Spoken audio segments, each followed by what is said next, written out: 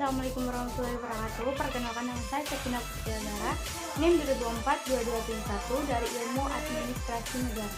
Baiklah, pada pertemuan kali ini saya akan menjelaskan tentang sistem hukum Anglo-Saxon.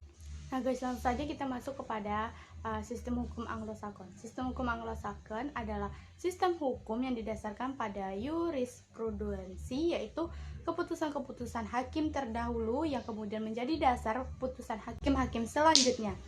Nah, sistem hukum Anglo-Saxon ini mulai berkembang di United Kingdom pada abad ke-11. Sistem hukum Anglo-Saxon di samping putusan hakim, kebiasaan dan peraturan tertulis lainnya. Nah, di sini hakim juga mempunyai wewenang yang luas untuk menafsirkan peraturan hukum yang berlaku. Nah guys, sekarang kita masuk kepada sistem hukum Eropa kontinental.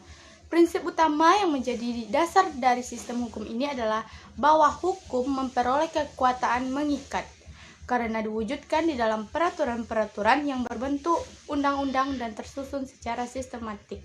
Pada sistem peradilan Eropa kontinental ini, hakim diikat oleh undang-undang, sehingga dalam sistem ini kepastian hukumnya terjamin melalui bentuk dan tertulis di undang-undang.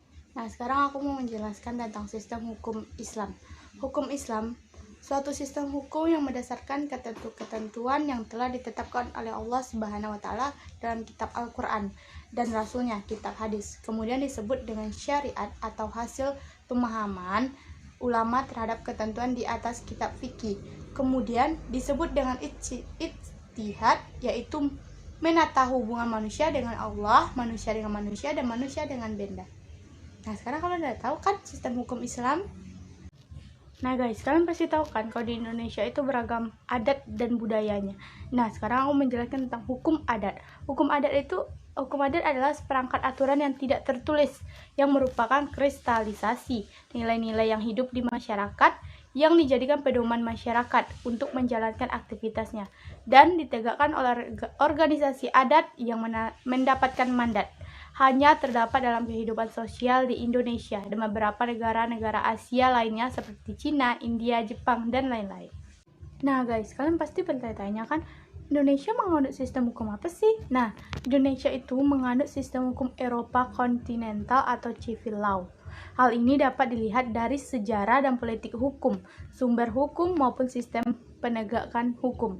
Dalam sistem hukum Indonesia, terdapat subsistem hukum perdata, hukum pidana, maupun hukum tata negara. Negara hukum menurut Eropa kontinental dipelopori oleh Immanuel Kant dan paham laissez-faire laissez-aller. Artinya, biarlah setiap anggota masyarakat menyelenggarakan sendiri kemakmurannya, jangan negara yang ikut campur. Nah, sekarang kalian udah tahu kan Indonesia menganut sistem apa? Nah guys, hanya itu yang bisa aku sampaikan tentang pengertian hukum Anglo-Saxon, sistem hukum di Indonesia, hukum adat, dan hukum Islam. Maaf ya kalau ada salah, jangan lupa like, comment, and subscribe. Bye-bye.